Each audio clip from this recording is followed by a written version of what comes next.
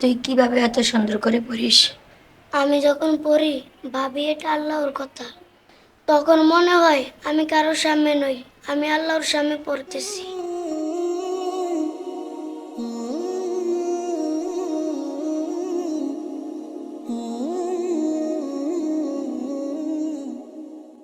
তাহলে আমিও এখন আল্লাহর সামনে দাঁড়াই। أعوذ بالله من الشيطان الرجيم. بسم الله الرحمن الرحيم. والسماء بنيناها